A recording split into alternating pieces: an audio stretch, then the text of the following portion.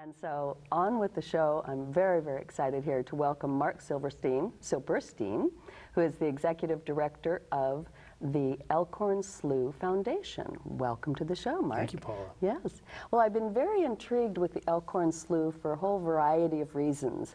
One, I think it's an extremely important part of our community that many people don't know anything about. Mm-hmm. And I confess I was one of those people or persons until fairly recently, where I've had the privilege to interview Katie Pofel of Mm-hmm. Otter 501, Yes. and dear friends Mari Koppel, who's very active in the foundation, yeah. and so forth. So I feel quite privileged to have you here with us today. So I'd like to know, first of all, what is the foundation all about, and a little bit of the background about it? Yeah. Well, the Elkhorn Slough Foundation is a community organization established in 1982. We're celebrating our 30th anniversary this year. Congratulations. Thank you, and I'd love to chat about that. Yeah. The organization was established really to support what was then the newly established National Estuarine Research Reserve in Elkhorn Slough. So Elkhorn Slough, a portion of Elkhorn Slough, is one of now 28 sites around the country that have this designation. And we work very closely with the U.S. Department of Commerce, the National Oceanic and Atmospheric Administration. So the goal of this national program was to identify these coastal environments all around the country, estuaries like Elkhorn Slough, San Francisco Bay, up and down the East Coast. There's hundreds of places where rivers and fresh water meet the sea. These are extraordinarily rich environments. And in terms of commerce, coastal commerce, they're very important places. Something like 2/3 of all the fish and shellfish commercially harvested in the United States spend at least part of their lives in these coastal estuaries. Really? So Elkhorn Slough was the first of these sites designated in California back in 1979, 1980. And a couple of years later, the community, local community members, established the Elkhorn Slough Foundation, really as a vehicle to support the research, the education, the conservation, the community engagement with the new Estuarine Research Reserve. So that really has been one of the roles that the Elkhorn Slough Foundation has taken on. We initiated and established the education programs, which I'm pleased to report have hosted now tens of thousands of students who've come as part of a school field trip to visit Elkhorn Slough. Is that right? Oh, that's fantastic. We were able to establish with the Nature Conservancy the volunteer program, which has trained hundreds of community members to be docents and to help support and understand Elkhorn Slough. We established research programs there. And more recently, in the last 15 years, the Elkhorn Slough Foundation has taken on the role as a community land trust. So we've been acquiring conservation lands around Elkhorn Slough, key lands that are protecting the habitat, the waters, the wildlife, farms, ranches. And so it's really been quite an interesting evolution. Absolutely. For us. Well, Yeah. there's so many aspects to it, and I'd really like to talk about some of those key aspects, because Sure. I think people really will benefit from knowing about that. So let's start with the acquisition of the land, because that's fairly recent in the game, if you History, will. I think, sure. Right. The very first land that came to the Elkhorn Slough Foundation, I think, was back in 1986, when one of the local families in Moss Landing, one of the very prominent families, the Sandholts, deeded 15 acres of land to the foundation that were located along Morro Coho Slough, which is a tributary to Elkhorn Slough. And really the land sat there. We didn't do much with it. A lot of the land conservation that had happened around Elkhorn Slough 40 years ago, when it initiated, was pioneered by the Nature Conservancy, Right. which is a national conservation group. Then the California Department of Fish and Game came in and purchased land that became the Research Reserve, the Estuarine Reserve. In the early 90s, there was a pulse of land acquisition for conservation. And then it really kind of flattened out. So in the late 90s, the board of directors of the Elkhorn Slough Foundation said, there's still some really critical properties that should be protected Right. for the long run. And they made a very conscious and thoughtful decision to take on that role and that responsibility. And so at that point, we worked with our partners and developed a conservation plan for the entire slough. That was in 1998-99. It was published in 1999. In the succeeding 10 or 12 years, I think we've been able to bring in close to $50 million in funding and buy thousands of acres of land that are now permanently conserved. So it's really been quite a success story. So has this funding, Mark, been a combination of government funding and private funding? It has. You know, the Elkhorn Slough Foundation is a community organization. I like to think of us as an equal opportunity donee. That we receive funds from multiple sources, and really to succeed in these kinds of enterprises, you can't rely on any single source of funding. So private funds, our members, our sponsors, state government, federal government, you know, we've been able to kind of leverage funds and really assemble a pool of funding that's allowed this conservation work to proceed. So with this conservation work, it seems to me that it's absolutely vital to the people that live, the people, the plants, the animals that live around this area. Let's start with talking about people. How does this impact us? How does this impact your drinking water or my drinking water, for example, or my food? Talk to us about that. Yeah, I mean, it's really interesting. I think that one of the things that I've really appreciated about working at Elkhorn Slough and with the group of people that we work with, you know, the board of directors is, I have huge respect for these folks. These are people who are volunteering their time, taking on huge responsibility. But they really have a broad view of the work we're doing. And we talk about the working landscape, right? So that Elkhorn Slough, our goal is not to acquire land and tie it up and fence it off and say, this is it, stay away. We're maintaining ranching and farming on probably 10% of the lands that we now own and manage. So we're leasing out farmland, we're leasing out ranch land. Oh, I see. It's really part of the local economy. So I think we're interested in keeping those enterprises strong and providing land to do that. It's an important part of the economy. Water and water quality in our part of the world are really probably key. Oh, pivotal. And so we've worked hard on a couple of fronts. I mean, one is looking at surface water quality, so the water that runs off the land into the estuary, into the ocean, into Monterey Bay. As part of the research function, we've established back in 1988 with other partners, with Monterey County, with the Department of Fish and Game, with Moss Landing Marine Lab, with the Regional Water Quality Control Board, a network of water quality monitoring stations. So we now monitor 24 stations between the Salinas River and northern part of Elkhorn Slough throughout the drainage, and have really measured some extraordinary levels of nutrients coming into the system.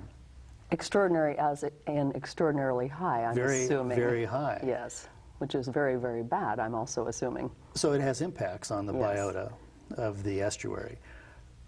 One of the things that we've done on the lands that we've been able to acquire is, rather than eliminating farming, we're maintaining farming on these lands and saying, look, this is a problem that affects us all. How do we work together to try to solve these problems? How do we improve water quality? At the same time, we're maintaining the viable economy, farm economy. Yes. So we've done a whole series of experiments on some of these lands, putting in vegetated buffer strips between croplands and waterways, implementing practices that the U.S. Department of Agriculture recommends as best management practices for managing farms and sensitive habitats. And I'm really pleased to say, 2 years ago we were able to publish a paper demonstrating a statistically significant drop in nutrients coming into the upper part of Elkhorn Slough subsequent to our implementing these practices. Excellent. That's extraordinary. Yes. That we have spent billions of dollars, for example, in the Chesapeake Bay, trying to move the needle on nutrients. Chesapeake Bay drains 6 states. San Francisco Bay drains 9 counties, plus the Sierra. Elkhorn Slough is a place you can get your arms around.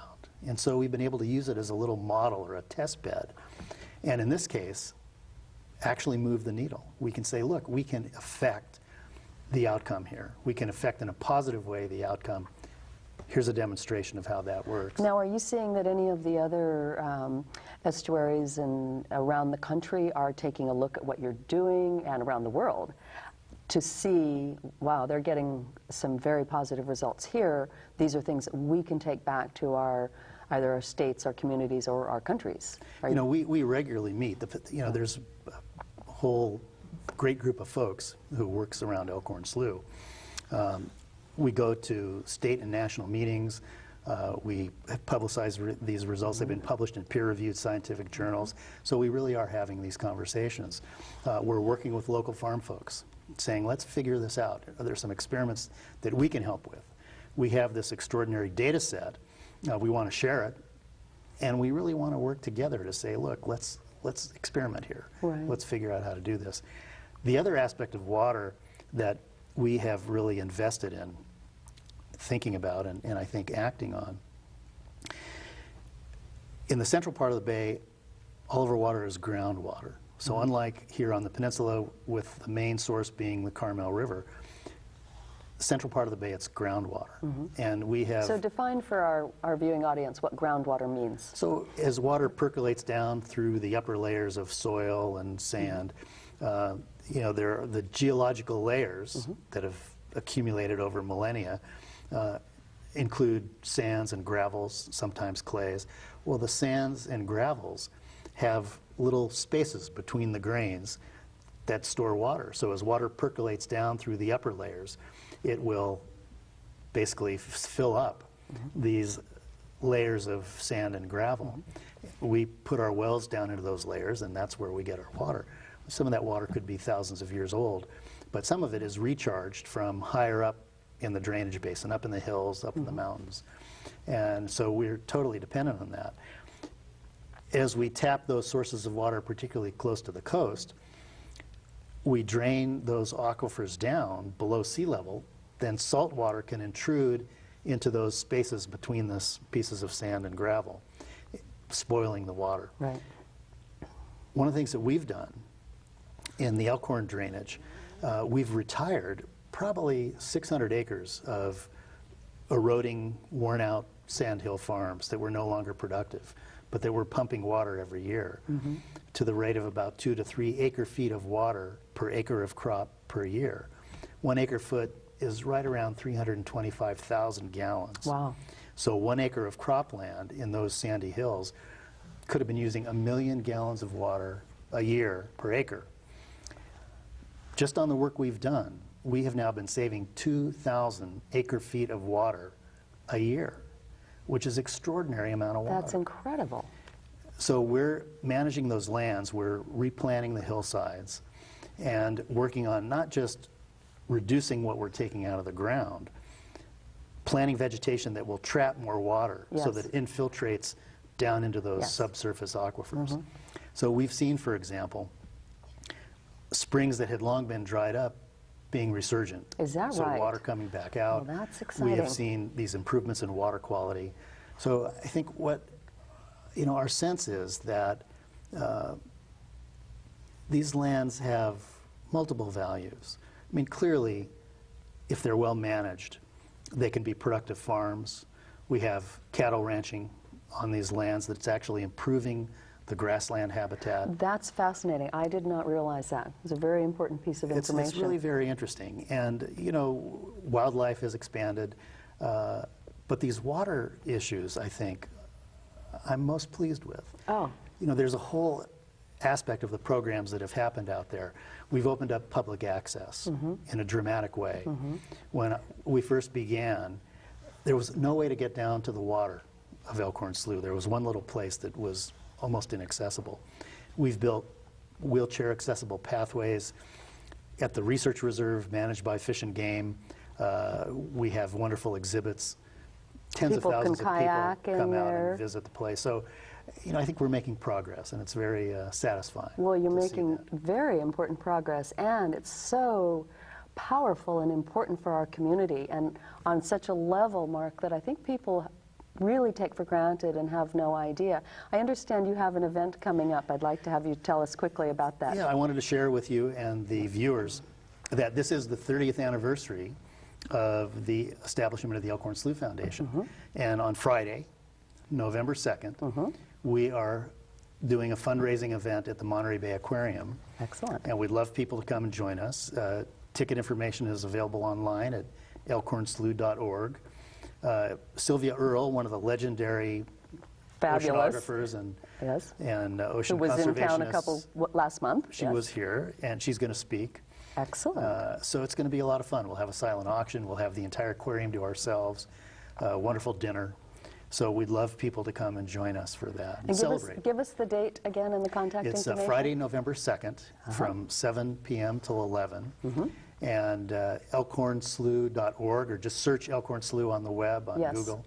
And the first website that pops up is the Foundation's website. And we'd love people to come and join us. And excellent. Well, you're doing such good work, and it's so important to all of us in the community and in the world. You know, everything that we do, and particularly for me about water, is so important and so powerful. And it's encouraging, Mark, to know that you are seeing positive results. So if there's one thought you could leave the audience with, what would that thought be? You know, I guess I would just say, get out and enjoy the beautiful places that we have. We're graced living here around Monterey Bay with places like Point Lobos, Año Nuevo, and smack dab in the center of the bay is this little place called Elkhorn Slough that if you haven't been there, please come out and visit. Absolutely. It's an extraordinary spot. Absolutely. Well, Mark, it's been such a pleasure. Thank you so much, Paula, and I wish you every success. I appreciate that. Thank you.